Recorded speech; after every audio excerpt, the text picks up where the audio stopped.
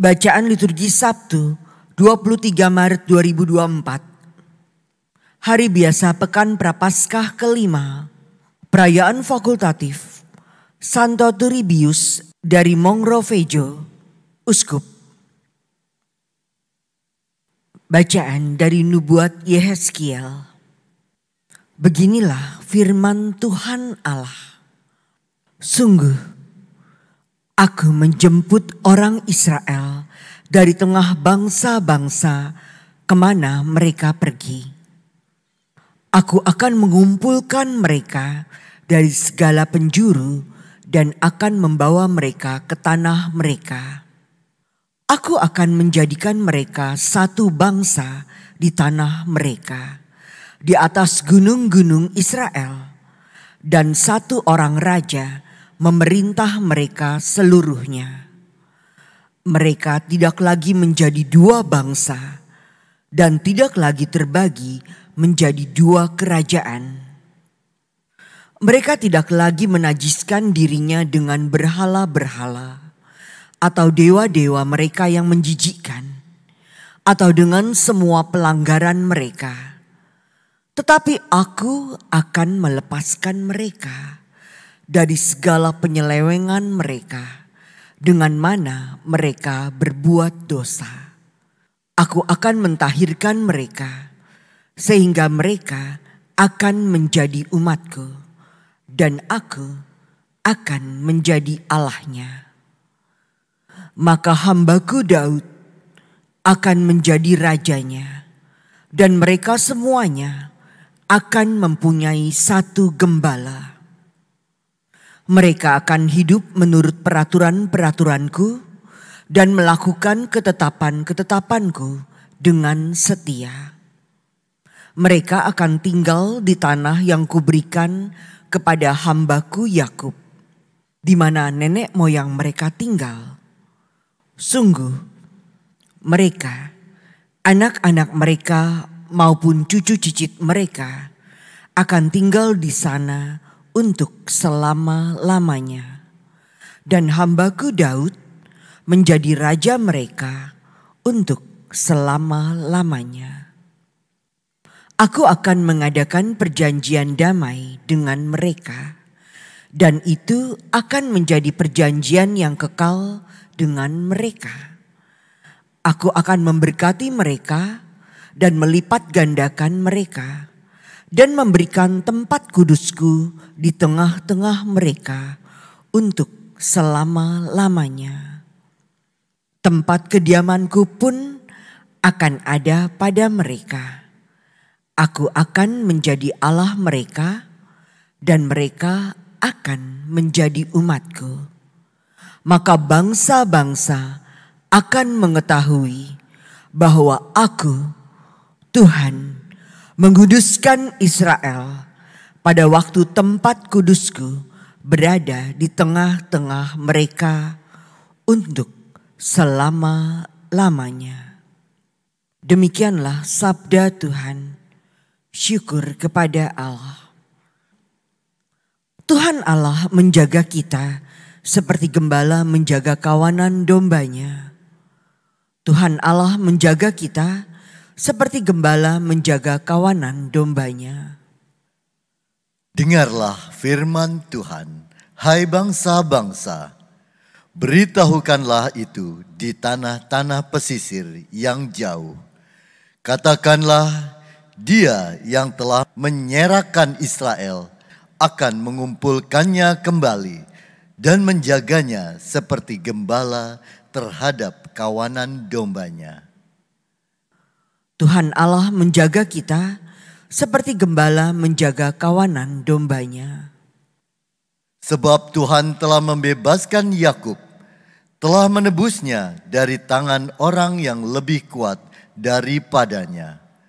Mereka akan datang bersorak-sorak di atas bukit Sion. Muka mereka akan berseri-seri karena kebajikan Tuhan. Tuhan Allah menjaga kita seperti gembala menjaga kawanan dombanya. Pada waktu itu, anak-anak darah akan bersukaria menari beramai-ramai. Orang-orang muda dan orang-orang tua akan bergembira. Aku akan mengubah perkabungan mereka menjadi kegirangan, akan menghibur dan menyukakan mereka sesudah kedukaan. Tuhan Allah menjaga kita seperti gembala menjaga kawanan dombanya.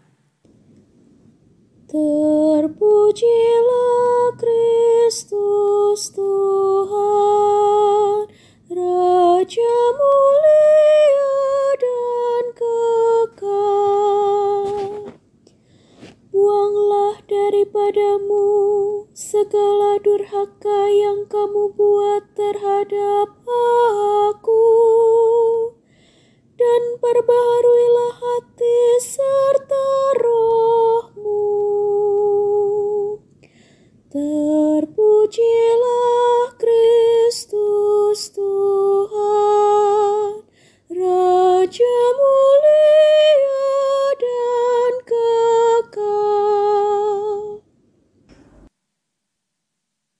Inilah Injil suci menurut Yohanes. Dimuliakanlah Tuhan. Banyak di antara orang-orang Yahudi yang datang melawat Maria dan yang menyaksikan sendiri apa yang telah dibuat Yesus terhadap Lazarus percaya kepadanya. Tetapi ada yang pergi kepada orang-orang Farisi dan menceritakan kepada mereka apa yang telah dibuat Yesus itu. Lalu imam-imam kepala dan orang-orang Farisi memanggil mahkamah agama untuk berkumpul. Mereka berkata, "Apakah yang harus kita buat? Sebab orang itu membuat banyak mukjizat. Apabila kita biarkan dia, maka semua orang akan percaya kepadanya. Lalu orang-orang Roma akan datang dan merampas tempat suci kita serta bangsa kita." Tetapi seorang di antara mereka, yaitu Kayafas, imam besar pada tahun itu, berkata kepada mereka, "Kamu tidak tahu apa-apa. Kamu tidak insaf bahwa lebih berguna bagimu jika satu orang mati untuk bangsa kita daripada seluruh bangsa kita ini binasa."